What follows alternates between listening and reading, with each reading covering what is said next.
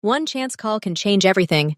She's an ordinary girl having a terrible day. He's a man from another world, where destinies are decided. Her cry for help in cold soup fell on deaf ears. But for him, it became a call to action. Now their lives are inextricably linked. Before we begin, don't forget to subscribe to the channel. Enjoy watching. You've been laid off! The phrase sounded like a death sentence, without emotion, without any option for appeal. 20 minutes later, April was silently packing her things into a cardboard box, under the sympathetic and curious gazes of her colleagues. Another blow awaited her outside, a biting, cold downpour.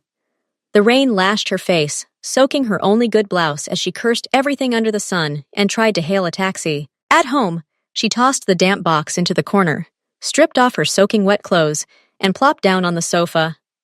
Cook? No way! She struggled to find her phone in the pile of things and ordered the first thing she saw on the app: spicy tom yum soup. A fire to somehow warm herself and burn away the resentment. She ordered food, hoping that at least it would brighten this terrible day. But minutes passed, and the app tracker showed that the courier was hopelessly stuck in traffic. At first, April was simply angry about the delay, but with each passing minute, her anger grew into something more. When the doorbell finally rang, she no longer ran, but approached slowly. Opening it, she saw a sullen man in a soaking wet jacket. He didn't apologize or say hello. Silently, he thrust the dripping bag into her hands and immediately handed her his phone to confirm her order. His fingers were clammy, and his gaze was empty and tired. April silently pressed the button, and he just as silently turned and walked away, leaving a wet, muddy trail on her hallway floor. She looked at the puddle with disgust, but managed to walk past it. She carried the bag to the kitchen, but her hopes for a comforting dinner were fading with each passing second. As she pulled out the container, she felt it was barely warm, and when she opened it, the final humiliation awaited her. The food inside was cold and repulsive. The soup had spilled, the noodles had clumps together, and the vegetable pieces were hopelessly jumbled, as if they'd been bumped along the road. It wasn't an appetizing dish, but a cold, unappetizing mess. She swirled her spoon around in the bowl, examining the bits of tofu and mushrooms floating in the murky broth. And then she saw it. A long, straight black hair. It wasn't just lying on top, it seemed woven into the very structure of the dish, coiling around the mushroom and the noodle like a snake. It was disgusting and graphic. It created the eerie feeling that the hair had always been there, from the very beginning of the preparation, an integral part of her order. April's head went blank. Then a low, muffled groan shattered the silence. She threw the spoon so hard it clanged against the wall, leaving an orange mark on the wallpaper. This wasn't just a hair in her food anymore. It was the universe's final, humiliating slap in her face. A sign that her day wasn't just bad, it was openly mocking her. Cold food, a rude delivery guy, a filthy hallway, and now this. Something in her chest snapped. The cold rage that had been building all evening boiled over. She was no longer just a frustrated woman. She was rage personified. Grabbing the phone, she jabbed at the screen so hard it almost cracked. Her fingers trembled, not from fear, but from adrenaline. She found the delivery service number and dialed it, pressing the phone to her ear so hard her temples ached. She was ready to cause such a scene that indifferent delivery guy and his entire damn restaurant would be deaf for a long time. She would make them rue the day they decided to ruin April Jackson's lunch. The girl grabbed the phone, her fingers jabbing at the number so hard the screen nearly cracked. She didn't even check the number. Her vision was clouded with rage. Beeps. 1, 2, 3. Her patience snapped, and without waiting for an answer, she began shouting into the phone. Are you kidding me? I waited for my order 40 minutes. 40! Your courier arrived sullen, didn't even apologize, threw the bag down, and left. The food was cold, tasted like it came from the trash. And then I found a hair in the soup. A long black hair. She was almost out of breath, but she continued, her voice shaking with rage. Give me back my money, now, or I'll shut down your company. Do you hear me? I'll destroy you. There was only silence on the line. No apology, no answer. April threw the phone on the couch with a sob and burst into tears, all her anger dissolving into helpless tears. April had every right to be angry. Her fury was justified, and her grievances were well-founded. Anyone in her position would have spoken their mind. But if she'd known that because of one misplaced number, Her cries for cold soup and hair would be heard not by the manager, but by the boss of the Korean mafia. She might have been a little more careful when dialing. At that very moment, perfect silence reigned in his office, broken only by Kim Min-ho's even, low voice. He was discussing matters that affected lives and fortunes with his men. No one dared interrupt, and suddenly his phone rang. Not his work phone, but that very one. The one he kept in a separate pocket and never used for idle chatter. A number known only to a few. If it was ringing, it meant something of the utmost importance, something he couldn't ignore under any circumstances. Minho raised his hand, cutting off the report mid-sentence. Everyone in the office froze.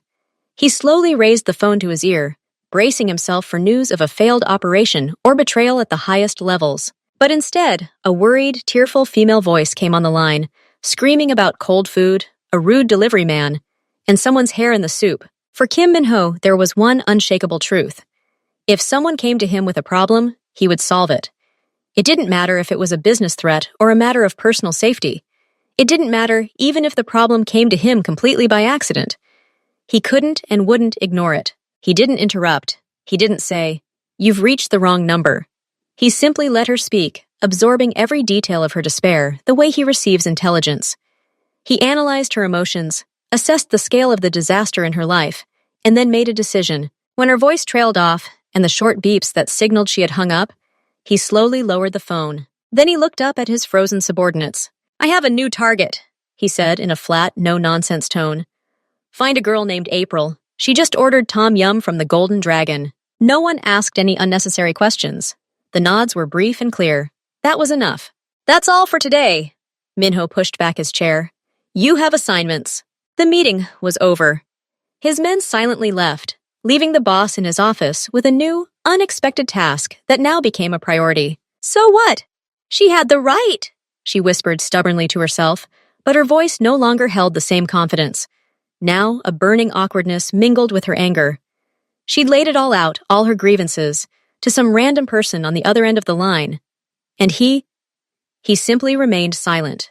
That silence was worse than any excuse. With a feeling of deep disgust, she walked over to the trash can, picked up the ill-fated bag with the container, tied it tightly, and threw it into the can with all her might, as if she wanted to bury the whole day with it. Then she went to the bathroom. She turned on the hot water, almost scalding, and began to tear off her clothes, feeling the fabric absorb all the horror. Steam filled the room, and she stood under the almost boiling streams, closing her eyes, letting the water wash away the sticky sweat of stress and the invisible traces of humiliation from her skin. She washed her hair, rubbing the lather into her scalp with such vigor, as if trying to wash away the memory of today. Wrapped in a soft, warm robe, she felt a little more human, a little more protected. But as soon as she lay down in bed and turned off the light, the thoughts came flooding back. In the darkness, she replayed the day like a broken disc. The cold face of the HR manager, the wet road home, the tired, angry face of the courier, and the long, ominous silence on the phone. What if I yelled at some pensioner, or at a loser like me, flashed through her mind. She felt ashamed of her lack of self-control, of this outburst. She pulled the covers over her head, trying to hide from herself. She had lost today, lost to work, lost to circumstances, and ultimately lost control of herself. The only thing left for her now was to try to sleep and hope that tomorrow would be a little better. The morning was rough. April barely slept. Yesterday kept playing over and over in her head. She sat down at the computer to look up work, but she couldn't concentrate. Her hands were shaking. Her thoughts were jumbled. She looked at the screen but saw no job postings. She remembered yelling into the phone. She felt so ashamed. Who did I yell at? She thought. Maybe it's someone else who was having a bad day? The apartment was quiet and stuffy. Dust hung in the air, and the ticking of the clock was irritating. She felt trapped in her failed life. Suddenly, there was a knock at the door. Not a regular knock, but a firm, confident knock. The kind of knocking that comes from someone who isn't used to waiting. April shuddered. Her heart started beating faster and faster. Who could it be? She slowly walked to the door and looked through the peephole. A stranger stood in the doorway, a tall man in a perfect dark coat. It fit him as if it had been tailored especially for him. In his hands, he held a bag from the very restaurant where she had ordered from yesterday. But what struck her most was his face. It was calm and serious. His dark eyes stared straight at the door, as if he knew there was someone behind it. There was no malice in his gaze, but there was no kindness either. Just attention. April froze. She knew she looked terrible, her hair disheveled, her robe rumpled, her eyes red from crying. Her hand instinctively reached for the lock.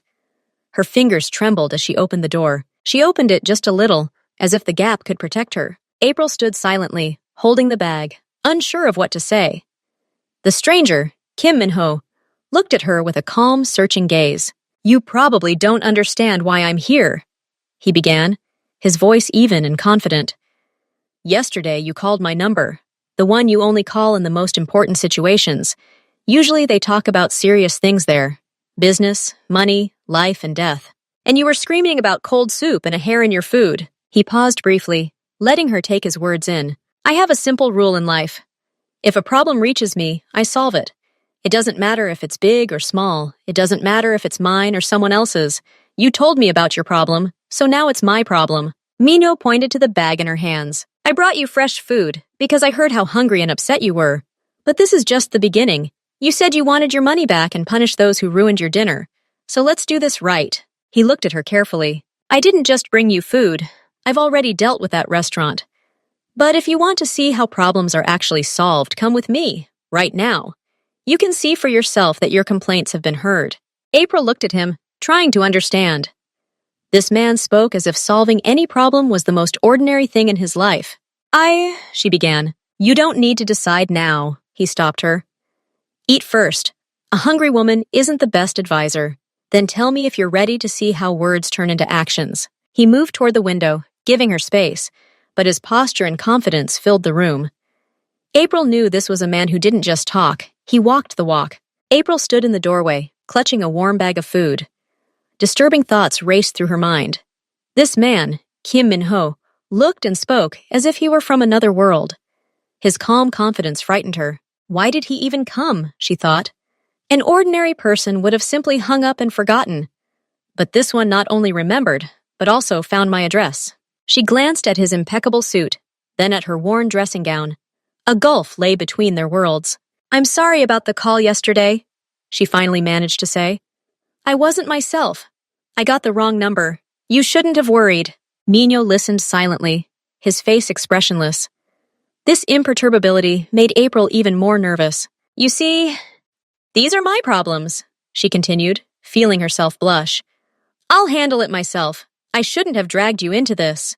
She was afraid to say the next thing, but she felt she had to. "I can't thank you enough. I was fired yesterday. I have no money, no work." Her voice wavered. "I don't want to be indebted to anyone, especially now when I have nothing to pay with." April looked at the bag in her hands. The smell of food reminded her of yesterday's humiliation, but now it was joined by fear of unexpected help. "Let's just forget this incident," she whispered. "You go, I'll stay, and we'll never see each other again. It'll be better for everyone." She tried to return the bag, but Minho didn't take it. His arms remained relaxed at his sides. "Eat," he said simply. "You're hungry." His words sounded not like an order, but a statement of fact. There was neither pity nor condescension in them. "You don't owe anything," he continued. "Sometimes mistakes lead to the right decisions." April looked at him, trying to understand. This man was challenging her entire understanding of how the world worked. Nothing in her life had ever been free. Everything had to be paid for, fought for, sacrificed. But why? She couldn't help herself. "Why are you helping a stranger?" Mino tilted his head slightly, something flickering in his eyes that she couldn't quite place. "Because I can," he replied, "and because I must. It's my choice." He paused, letting her take his words in. "Eat first," he repeated. "Hunger is keeping me from thinking. Then we'll decide what to do next." April slowly lowered her hand holding the bag. She knew this man wouldn't back down so easily, and for the first time in a long time, she felt not only fear, but also a glimmer of hope. Maybe there really are moments in life when help comes without strings attached. Maybe sometimes it's worth simply accepting it. April silently finished her tom yum.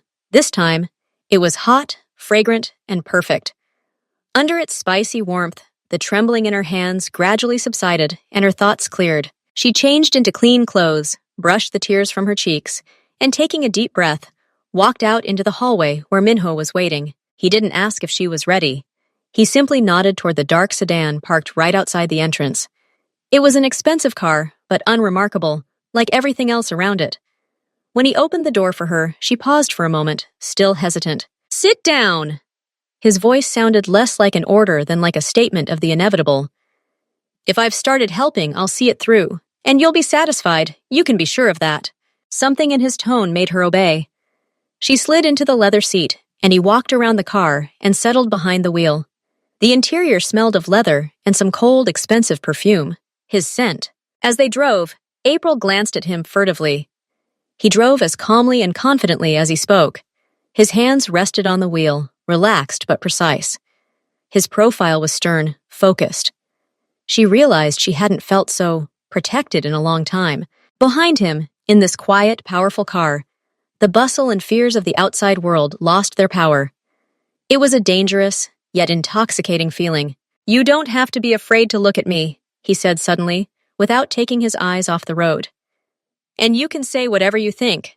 Since you're here, that means you have nothing to fear, at least as long as you're with me." April looked away, embarrassed, but a moment later she looked back at him. She liked his low, even voice. She liked the way he carried himself, without fuss, but with an undeniable inner strength.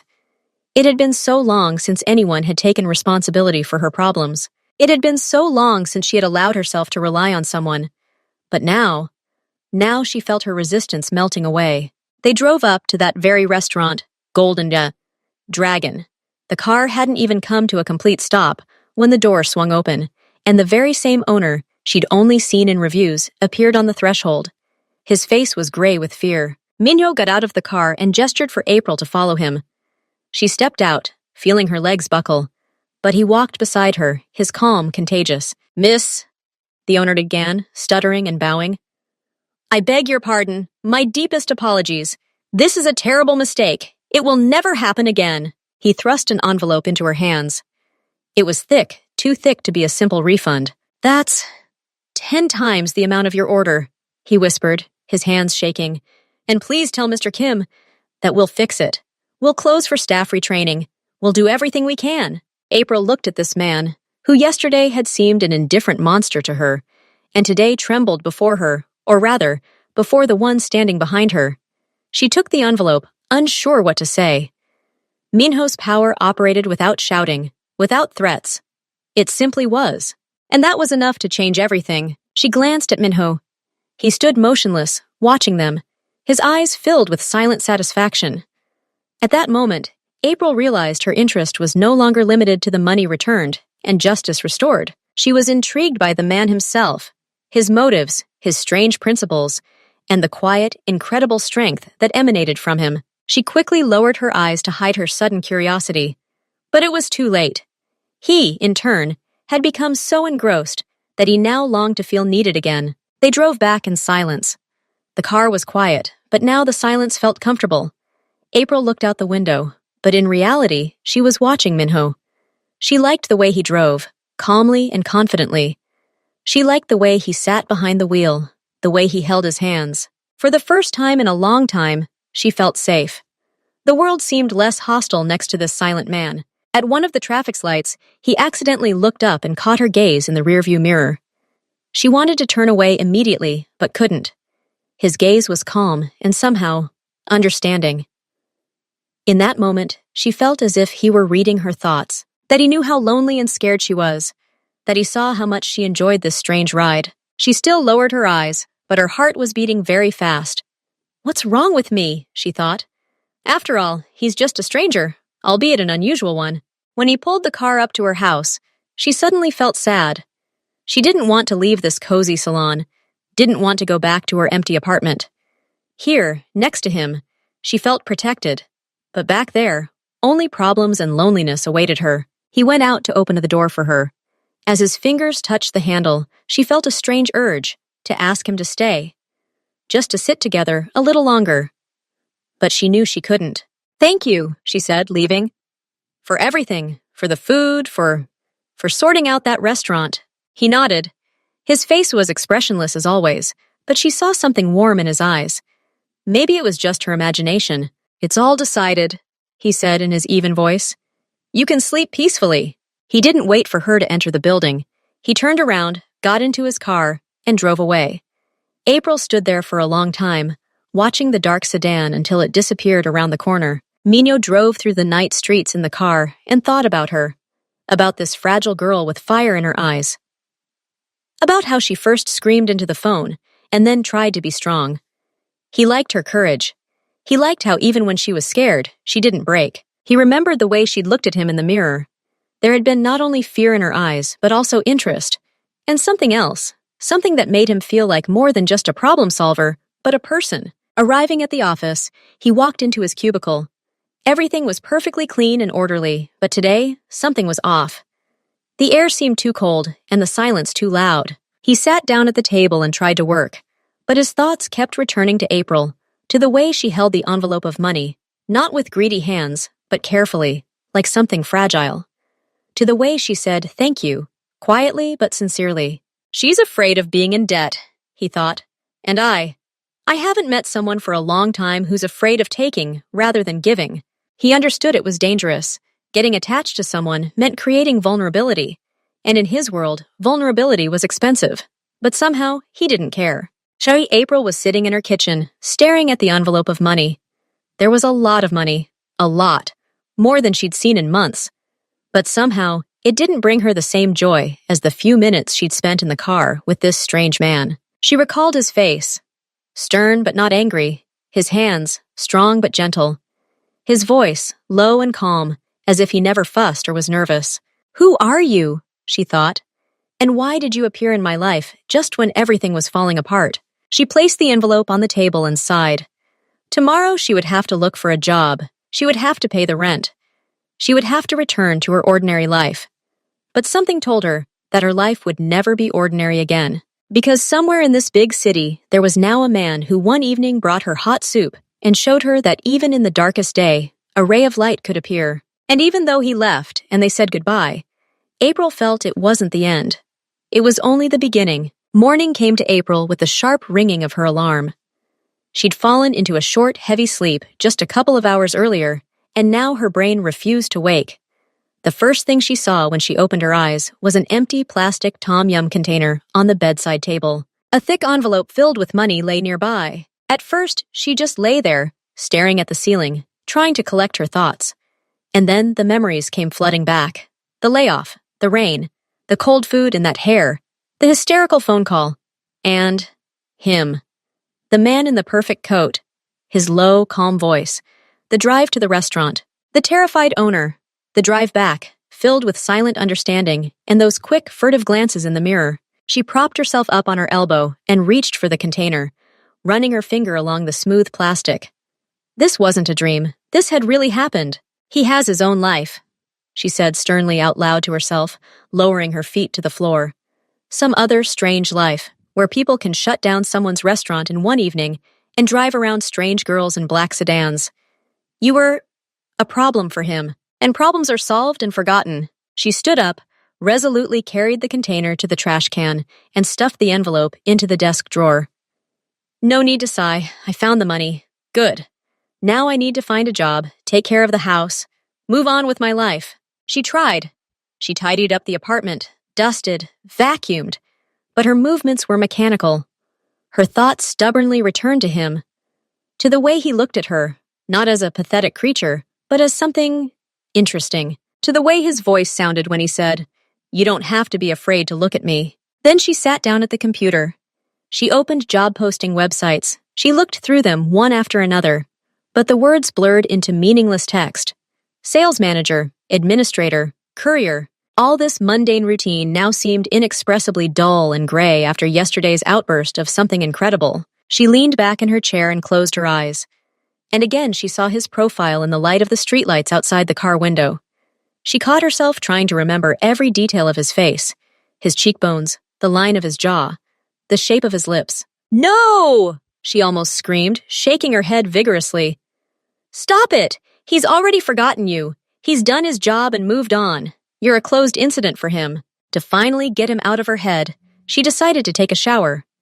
Under the streams of hot water, she tried to convince herself that it was simply gratitude, mixed with a hint of fear. Nothing more. She was grateful for the help, that's all. She felt better. But when she came out of the bathroom and wrapped herself in a towel, her gaze fell on the smartphone lying on the bed, and her heart gave a strange, painful jolt. What if she tried to find it? She had his number, the same one she'd accidentally called. She could just text thank you, just like that, just to be polite. She grabbed her phone, her fingers shaking. She scrolled through her call history. That fateful number was there, nameless. She opened a new conversation in the messenger and began dialing. Each key echoed in the silent room, and then she froze. What would she write? Hi, this is April, the one you took out to restaurants yesterday. How are you? It sounded ridiculous and desperate. He'd probably think she wanted more money, or that she was clingy. He was a problem solver. And what was she? A former problem now wanting attention? With a cry of despair, she threw the phone on the bed. No, you can't. It's humiliating. She spent the rest of the day struggling with herself. She cooked, watched a TV series, tried to read. But he was everywhere. In the ticking of the clock, she heard the sound of his engine. In the pattern of the wallpaper, she saw his reflection in the mirror. Meanwhile, in his office on the top floor of the skyscraper, Kim Min-ho was trying to do the same thing. Forget. He had a busy schedule, meetings, negotiations, reports. He gave orders to his subordinates in the same even, dispassionate voice. But today, something was off. During a break between meetings, he walked to the panoramic window and looked out at the city below. His thoughts weren't about logistics or cash flow. He was thinking about the girl with the fiery red hair and eyes filled with a mixture of fear and stubbornness. He remembered how she clutched that envelope, not like a greedy person, but like someone who had received an unexpected and slightly frightening gift. He remembered how she looked at him in the mirror, not with the servility of everyone else, but with genuine, living interest. He ran a hand over his face. It was stupid, dangerous. She was a weak spot, a vulnerability. A connection with such an ordinary, fragile person could cost him dearly in his world. He needed to erase her from his memory, just like another done deal. He returned to his desk and opened his laptop with a flourish, determined to immerse himself in his work. But instead of opening the financial report, his fingers instinctively began typing her name into a search engine. April Jackson. He found her social media profiles. There weren't many. A few photos. She was smiling in them, and it was a different smile altogether. Easy, carefree, something he'd never seen before. He quickly closed the tab, feeling a strange heaviness in his soul. This was wrong. It broke all his rules. As the sun began to set, painting the sky in crimson tones, both of them, each in their own solitude, came to the same conclusion. April sat on her couch in the dark, without turning on the light. She no longer fought it. She simply accepted the fact. She wanted to see him, not out of gratitude, not for money, but because with him, she felt alive, understood, protected.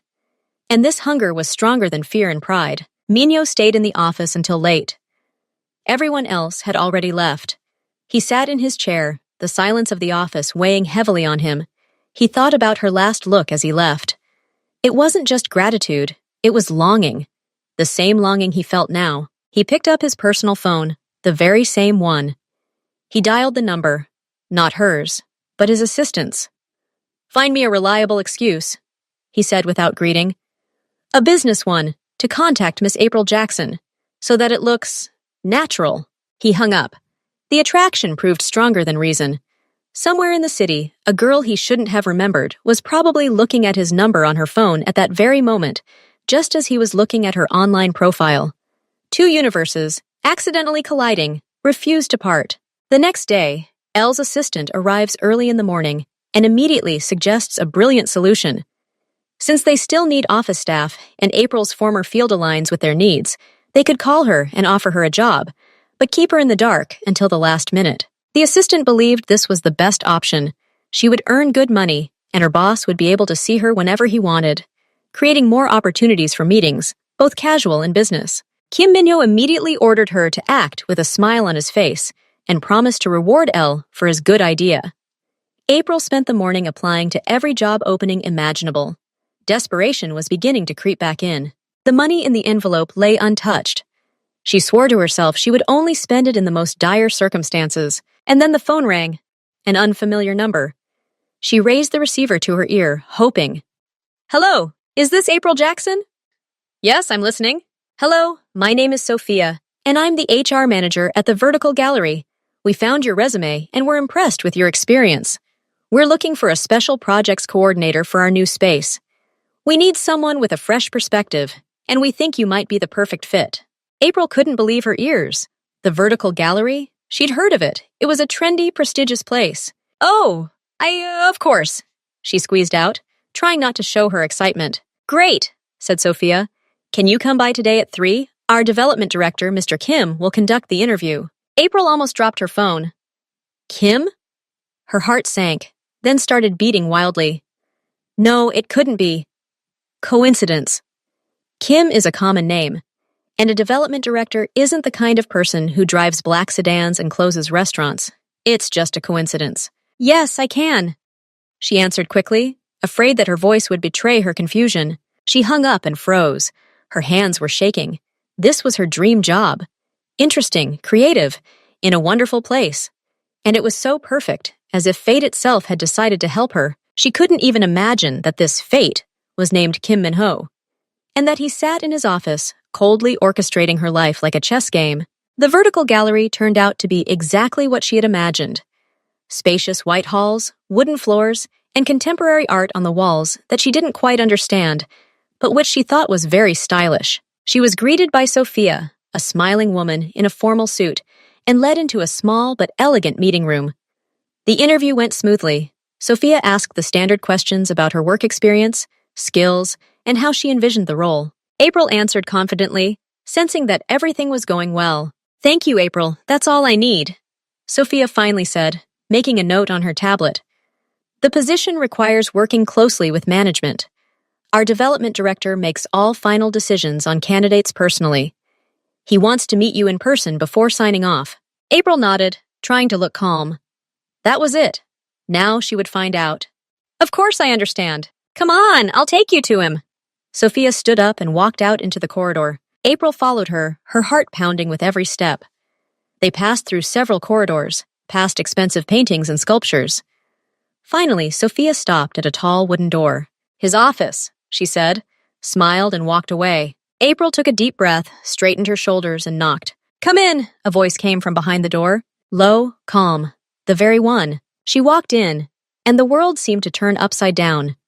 The office was enormous, with panoramic windows covering the entire wall, and behind the massive wooden desk sat he, Kim Min-ho. He was dressed in a perfectly tailored dark suit, not an overcoat, but it was him. His gaze was just as piercing and expressionless. He looked at her, and a barely noticeable shadow of a smile played on his lips. April froze in the doorway, unable to move. Her brain refused to believe it. A dream job, a chance offer. It had all been orchestrated by him. He hadn't just found her, he had created an entire reality for her, one she so readily believed in. Miss Jackson, he said, his voice like a gentle blow. Come in. It's good to see you again. Have a seat. He gestured to the chair opposite his desk. She walked slowly, as if in a dream, and sat down on it, her eyes never leaving his. You? She began, but her voice broke. Is this your gallery? One of my projects, he nodded. I heard the interview went well. Sophia was pleased. He leaned back in his chair, studying her. You're surprised. Did you think it was just luck? She could only nod, still unable to speak. Luck is when a star falls, he said quietly. And this is the result. The result of me seeing potential in you and deciding to use it. He put her resume on the table. The job is yours if you want it.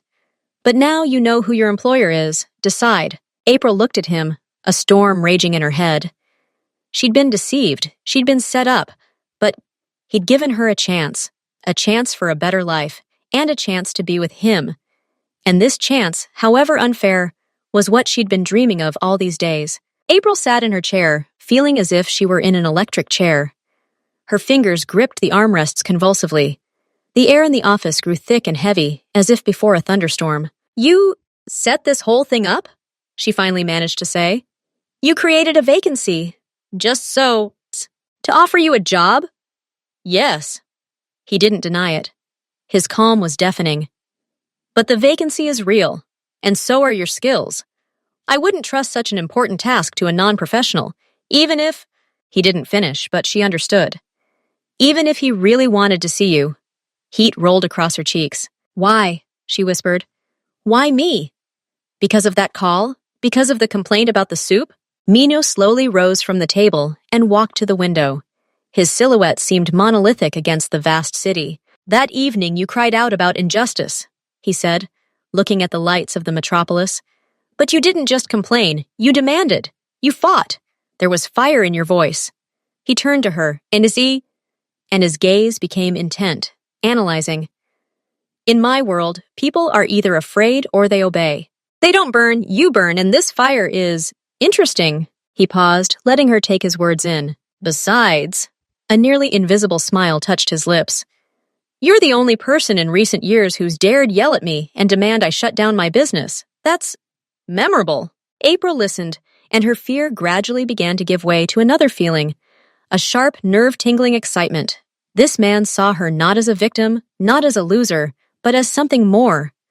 Something that intrigued him so much that he'd played an entire chess game just to see her again. So what now? She asked, her voice hardening. Am I supposed to be grateful? Feel special? You must be smart, he corrected, returning to the table and sitting down opposite her. He crossed his arms over his chest.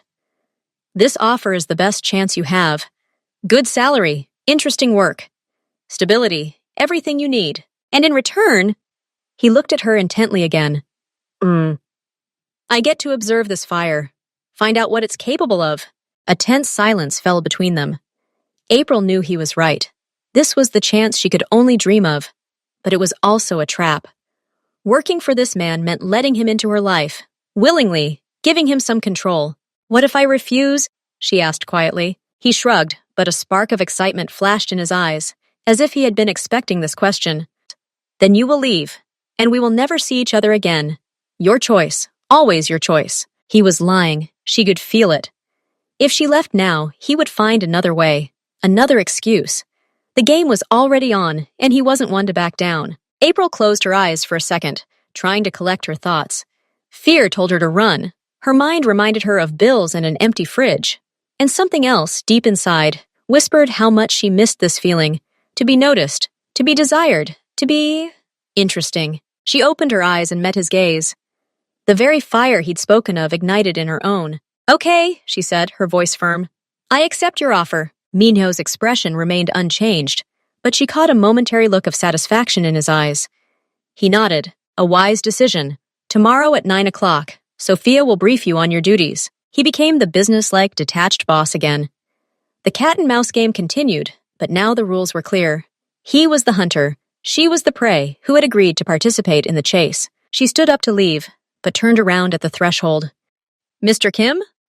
Yes? That evening, in the car. You said I didn't have to be afraid to look at you. Is that offer still open? For the first time in their entire encounter, genuine living surprise flashed across his face. It lasted only a split second, but she caught it. Still in force, he replied. And for the first time, there was a hint of something vaguely resembling warmth in his voice. April walked out of the office, feeling the ground shift beneath her feet. She'd just made a deal with the devil. But damn, was that devil charming? And Kim Min-ho, left alone, stared at the closed door.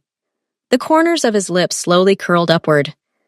She was smarter and braver than he'd imagined. The game promised to be far more exciting than he could have imagined. The fire he'd invited into his home could warm her, but it could also burn everything to the ground, and he eagerly awaited what would happen. A new chapter in April's life began with an unfamiliar feeling, anticipation. She arrived at the gallery promptly at 9, where Sophia was already waiting. The day flew by, familiarizing herself with her responsibilities, colleagues, and projects. The work was exactly what she'd dreamed of. Creative, dynamic, and meaningful. She caught approving glances and knew she was doing well. Life, it seemed, was finally turning its back on her. But in the back of her mind, he loomed constantly. Kim Min-ho. He passed by her desk several times, nodding at her greeting but never stopping. His presence was as palpable as it had been that evening in the car, but now it was woven into the fabric of her new reality. At lunch, she couldn't help but think about it. He, a man whose time was worth an insane amount of money, had spent resources to create an entire position for her. This wasn't just a rich man's whim. It was a calculated, well-thought-out move, and it clearly led somewhere beyond a simple working relationship. He made the first move, she thought, playing with her fork in her salad. A ridiculous, extravagant move, but a move nonetheless.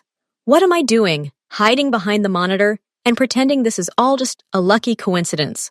The thought of talking to him, frankly, was terrifying. But the fear of losing what had barely begun was stronger. She didn't want to be just an employee. She felt a thread between them, thin and strong, and she was afraid that if she didn't pull it now, it would break. At the end of the day, when most of the staff had already left, she plucked up her courage. His office was at the far end of the corridor. Her heart was pounding, but she kept walking. The door was ajar. She rapped her knuckles, hearing her own voice tremble. "Mr. Kim, can I speak for a moment?" He sat at the table, studying some documents. He was wearing no jacket, and his tie was loosened. He looked less unapproachable, but no less imposing. "Come in, April," he said, putting the folder aside. "What's wrong? Having trouble adjusting?" "No, everything's fine," she said, stepping inside and closing the door behind her. Feeling the click of the lock cut them off from the outside world. I wanted to say something." He leaned back in his chair, folding his hands on the table. His gaze became attentive, scrutinizing. He realized this was not a business visit. "I'm listening." She approached his desk, but didn't sit. She needed to stand to feel more confident. "I've been thinking all day," she began, looking him straight in the eye, trying to keep her voice steady. "About why I'm here. You created this job for me. You spent time, effort, and I'm endlessly grateful for this chance. But," she paused, collecting her thoughts, "we both understand that it wasn't just my marketing skills that caused this." He didn't interrupt, didn't look away. He simply listened, absorbing her every word. "That evening, in the car. And now, there's something between us, some kind of attraction. I don't know what to call it, but I feel it. And I think, I'm almost sure you do too." Her words hung in the quiet office. She waited for him to deny it, bring the conversation back to business, and laugh at her. But he didn't. Instead, he slowly rose from the table. He came so close to her that she could smell his warmth and the light, tart scent of his perfume. "You're not mistaken," he said quietly. His voice had lost its businesslike coldness, and a hoarse, intimate note had entered it. "I'm truly impressed by your professional qualities, but that's not the main reason." He looked at her with such intensity that it took her breath away. "When you screamed into the phone, there was more than just anger in your voice. There was life in it, the kind I haven't seen around me in a long time. You were real, dirty, angry, desperate, but real. In my world, everyone wears masks, and you broke down the door to my private room and burst in without a mask." He took a step closer. "I couldn't forget that. I couldn't forget you. And yes, I created this work because I wanted to see if you could burn as brightly in normal life. And you can. I watched you today." April listened, her heart pounding. His words were a direct confirmation of everything she'd hoped for but been afraid to imagine. "So what now?" she whispered. "What does it mean?" He gently, almost weightlessly, ran his finger across her cheek. The touch was electrifying. "It means, April, that I'm glad you brought it up." His lips twitched into a smile, genuine this time, without a hint of mockery. "Because according to the rules of my world, I can't take the next step, without risking a lot. But you've already broken all my rules from the very beginning." He looked into her eyes, and in his gaze she saw not only desire, but also respect, and that very vulnerability that he so carefully hid from everyone. "So yes," he continued it, his voice even quieter, "I have personal reasons, very personal ones, and if you're ready, we can try to figure out what this is together." He didn't kiss her. He didn't hug her. He simply stood there, giving her space and time, offering her a choice, just like that time outside her apartment. But this time, the stakes were immeasurably higher. April looked at this strong, dangerous, incredible man who had just revealed a part of his soul to her, and she knew it was too late to run. And she didn't want to anyway. Instead of answering, she put her hand on his. It was a small movement, but it meant everything. It was her yes. And in the silence of his office, in the rays of the setting sun, two lonelinesses finally found each other. The morning began not with the ringing of an alarm clock, but with a delicate aroma that woke April even before she opened her eyes. Next to her bed, on the nightstand where her usual cup of tea had rested the night before, stood a huge, exquisite bouquet. Not roses, but something more refined. White orchids, waxy and perfect, framed by delicate greenery. They emanated a subtle, intoxicating scent. She sat up in bed, still unable to believe her eyes. A small, thick card lay among the flowers. With trembling fingers, she unfolded it. April, you have the day off today, officially. I want to spend this day together. Relax, get to know each other beyond these walls, and discuss our future. Think of this as an invitation to a date. Everything you need will be delivered to you soon. Be ready by 12 Ashik. I'll pick you up. M. She reread the message 3 times. Every word imprinted itself on her mind, evoking a new wave of dizzying joy. Date. Our future. He hadn't simply arranged a meeting with her. He had announced a day off, taken the initiative, planned everything down to the last detail, and that commanding tone, be prepared, which in anyone else would have seemed arrogant, from him sounded like a promise. A promise that she would be taken care of, that everything would be perfect. She jumped out of bed, her heart racing. The small, familiar apartment was suddenly filled with sunlight and a kind of magic. She ran to the bouquet and touched the orchid petals. They were cool and velvety, real. Suddenly, her body began to move in time with the music playing in her head, some old, joyful tune. She spun around in the middle of the room, arms outstretched, letting a feeling of complete, utter happiness wash over her. She laughed loudly and sincerely, and the sound was so unfamiliar within these walls. He wants to spend this day with me, the whole day, get to know each other. Her thoughts raced. She imagined his face, his calm smile, his hands. She wondered where he would take her, to some secret restaurant, out of town, maybe just for a long walk. It didn't matter. What mattered was that it would be with him. Then fragments of their conversation in the office yesterday flashed through her mind. His words, "We can try to figure out what this is together." And now he was turning those words into action. He didn't procrastinate. He didn't gamble. He acted with his signature determination. A sudden ringing of the intercom made her jump. She answered. Yes? A delivery for Miss Jackson, came a polite male voice. A few minutes later, 2 unperturbed men stood at her door, carrying several large boxes and hangers of clothes in protective covers. They carried everything into the living room, nodded politely, and left. April's heart skipped a beat as she unpacked the essentials. It felt like Christmas. The first box held a dress, not flashy, but impeccably crafted from soft, flowing navy cashmere. It was simple, yet incredibly luxurious. The second contained a pair of elegant heels that perfectly matched her foot size. The third contained a fine wool coat, gloves, and a silk scarf with a subtle, barely noticeable pattern. Everything was in the same color scheme. Everything coordinated perfectly. He hadn't just sent her clothes. He had sent her a look, his look for her. She tried everything on in front of the mirror. The dress fit perfectly, as if it had been tailored for her. It accentuated every curve of her body, yet looked modest and sophisticated. She looked at her reflection and didn't recognize herself. This wasn't the April who'd been fired yesterday. This was the woman about to meet the man of her dreams. The rest of the afternoon flew by in a pleasant bustle. A long shower, careful makeup, hairstyling. She caught herself humming and smiling at her reflection. For the first time in years, she felt not just like a creature surviving in the big city, but like the heroine of her own, incredibly beautiful story. She thought about him, about how, from a withdrawn, cold man, he began to transform for her into someone real, vulnerable, determined. She thought about his power, which frightened and attracted her at the same time, about his words. You broke down the door to my private room and burst in without any mask. He saw the real her, and it seemed he preferred it that way. As the clock approached 12, her heart began to beat in unison with the second hand. She walked to the window. Precisely at noon, the same dark sedan pulled up to her front door, silent as a ghost. The car door opened, and he stepped out. Kim Minho. He wasn't wearing a work coat, but an elegant dark gray overcoat draped over his shoulders.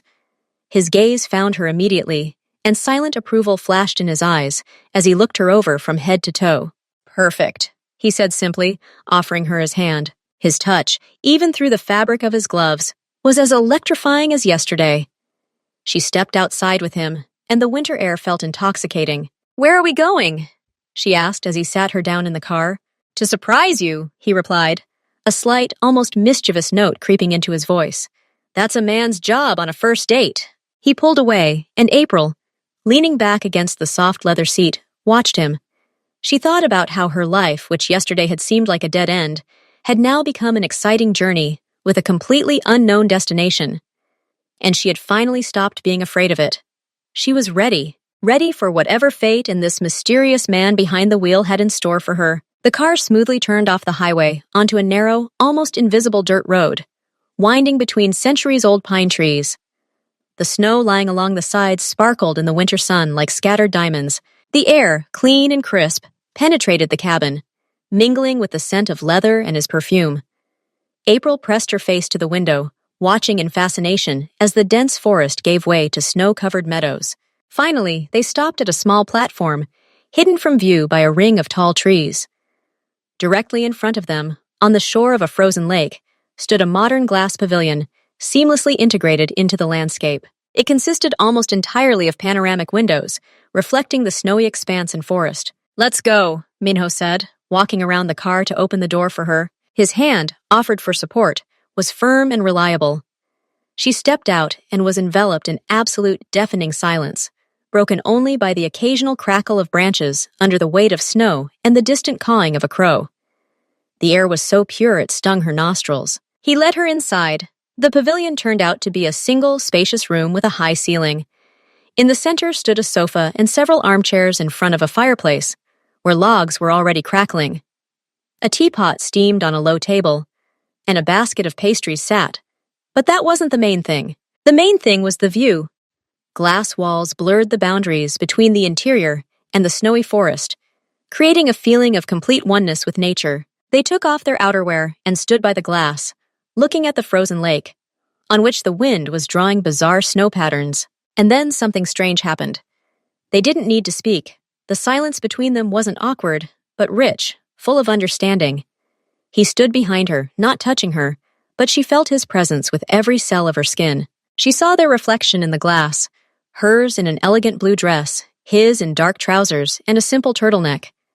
They looked like part of this landscape, like part of each other. He slowly, giving her time to pull away, placed his hands on her shoulders. His touch was warm and heavy, like a seal. She closed her eyes, immersing herself in the feeling. Safety, peace, belonging. They stood like that for what seemed like an eternity, listening to the silence, listening to the beating of their hearts, which it seemed to her beat in unison. Then he gently turned her toward him. His eyes were dark and bottomless, like the surface of a lake behind glass. There was no usual restraint in them. They held pure, unguarded revelation. He didn't kiss her. Instead, he pressed her palm to his chest, right over his heart. It was beating fast and strong, just like hers. And this gesture was enough. Everything was said. They moved to the fireplace. He poured her tea into a porcelain cup. They sat on the soft carpet in front of the fire, and silence enveloped them again. But this time April felt the need to break it. Not because she was embarrassed, but because the overwhelming emotions inside her were seeking release. She put down her cup and looked at him. The firelight played in his black eyes, casting golden reflections. Her voice was quiet but clear in the silence of the pavilion. "I've never felt like this in my life, like I've stepped into a fairy tale. Not because of this place," she gestured widely, "though it is certainly magical, but because of everything. Because of what's happening between us. Because of you." She looked at him, knowing she was taking a risk by baring her soul, but no longer afraid. "My life has always been nothing but a struggle, survival, trying to stay afloat. I forgot that it could be any other way, that you could just breathe and be happy and feel protected, significant. You gave me all of that, and I still can't believe it." He listened, motionless. His face was serious. For any other man, such words might have been a simple compliment, but for him, raised in a world where emotion was a weakness and trust a luxury, this confession was something much more. It was a key she was willingly handing over to him, an act of absolute trust. He exhaled slowly, and his shoulders, always so tense, sagged slightly. "I've never done anything like this," he began, his voice low and slightly hoarse. "Not for anyone. To create A fairy tale. He said the word with a slight, almost weightless smile, as if tasting it. My life is calculation. Control, pragmatism, feelings were an unwanted complication. He looked at the fire, deftly finding the right words in it. But with you, he turned his gaze to her, and that very fire he'd spoken of burned in his eyes. Everything is different. You're the first one I've ever wanted to do this for. I want to break my own rules. I want to see your eyes glow like they do now. I want to create this different world for you. Because when you're in it, he paused. Oh, my world becomes different. It becomes brighter. He reached out and ran the back of his fingers across her cheek. It was an incredibly gentle, almost timid touch. You came into my life like a hurricane, April. Uninvited, unexpected, and completely necessary. And everything I do because I can't do otherwise, because I want this fairy tale too, with you. There was no pathos or frivolity in his words. Each one was weighed and verified. It was a confession as powerful as her own. April felt tears streaming down her cheeks, but they were tears of cleansing, happiness, and complete, utter understanding. She didn't try to brush them away. He looked at her tears, and there was no panic or embarrassment in his eyes. There was only deep, silent respect. He leaned down and very slowly, giving her every moment to retreat, brought his lips to hers. It wasn't a passionate, captivating kiss. It was a promise, a slow, solemn, incredibly tender touch that sealed all the words spoken and unspoken. When they finally parted their lips, the world around them remained unchanged. The forest remained a forest, the lake a lake. But for the two of them, everything was different. The boundaries between her and his worlds were completely erased. They were no longer a mafia boss and an unemployed girl. They were simply a man and a woman who had found each other in a chaotic world. And their fairy tale was just beginning. That day was like a fairy tale. But when Minho brought April home, the car went silent. They both understood that behind the beautiful dates lay the truth. Their lives were too different. April gathered her courage and said what she'd been thinking all this time. Your world scares me. I don't know if I can live in such fear forever, but I want to be with you. She suggested finding a solution. He should gradually step away from the most dangerous tasks. She should learn to trust him and accept the remaining risks. Minho listened silently. She saw the struggle in his eyes, his need to control everything warring with his desire to be with her. Finally, he said quietly, You're right. We can't live in two worlds at once. He took her hand in his. It wasn't just a touch, it was a promise to change for the sake of their future. When April got out of the car, she felt different. Yes, the difficulties remained, but now they were shared. They had found a way to be together, and that was what mattered. As she fell asleep that evening, for the first time in a long time, she thought not about their problems, but about the shared road ahead, a journey they would walk together. The next morning began not with anxiety, but with an unusual feeling of quiet, deep joy. April woke up and lay for a few minutes, listening to the birds singing outside the window and her own even breathing. For the first time in years, she wasn't awakened by a heavy burden, or driven from her bed by anxious thoughts of unpaid bills and a hopeless future. Her gaze fell on the empty table where the container with that ill-fated soup had stood yesterday. Now, an elegant bottle of perfume lay there, one of the few gifts he'd managed to give her. And instead of the bitterness of that day, a smile lit up her face. She imagined herself that way, broken and angry, soaking wet in the rain. What if someone had come up to her and said, Soon, someone extraordinary will come into your life. You'll wake up smiling, you'll have your dream job, and you'll know what true love is? She probably would have laughed in his face through her tears, or simply ignored him, thinking he was crazy. Fate had played a cruel joke on her, which turned out to be the greatest gift. The dismissal, the despair, that stupid hair in the soup, all of it wasn't a chain of misfortunes, but a strange winding path leading straight to him, to Kim Min-ho. She got out of bed and went to the window, looking out at the waking city. The thought that her mistaken call hadn't been an accident, but some incredible coincidence, a destiny, made her heart beat faster. It was as if the universe itself, seeing her drowning, had handed her a lifeline in the form of a phone with one misdialed number. She was certain he was destined for her. He was as lonely in his cold, orderly world as she was in hers. They were two halves who had found each other in the most absurd and beautiful way. She was so eager to share this story with someone, she cried. She could post it on social media with the hashtag #HowIMetLove, or gather her friends over a glass of wine and enthusiastically recount how it all began. She could laugh at the absurdity of the situation, see their envy and surprise. But she had no friends. Work and the struggle to survive left no time for friendship. She had only had superficial relationships with her colleagues at previous jobs. And now, at the happiest moment of her life, she had no one to share that joy with. She was left alone with her happiness. Alone with a story that resembled a fairy tale, but was, at the same time, the pure truth. But this loneliness wasn't oppressive, but radiant. Because now she had him, her first true love, the man who became everything to her, her lover, her best friend, and the support she so desperately needed. She picked up the phone and looked at his number. It was the same one. She no longer deleted it from her history. He was her most treasured contact. She didn't call him. She just sent a short message. "Thank you for yesterday and for everything."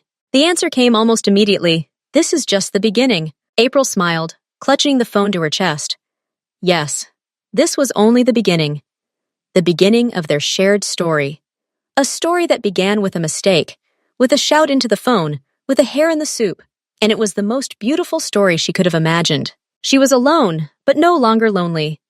And that was the greatest miracle that rainy day had given her. Kim Min-yo sat in his office that morning. Important documents lay before him, but his thoughts were elsewhere. He was remembering that chance call a few weeks ago. Back then, the call from a strange girl had angered him. Someone had dared to disturb his peace over some food.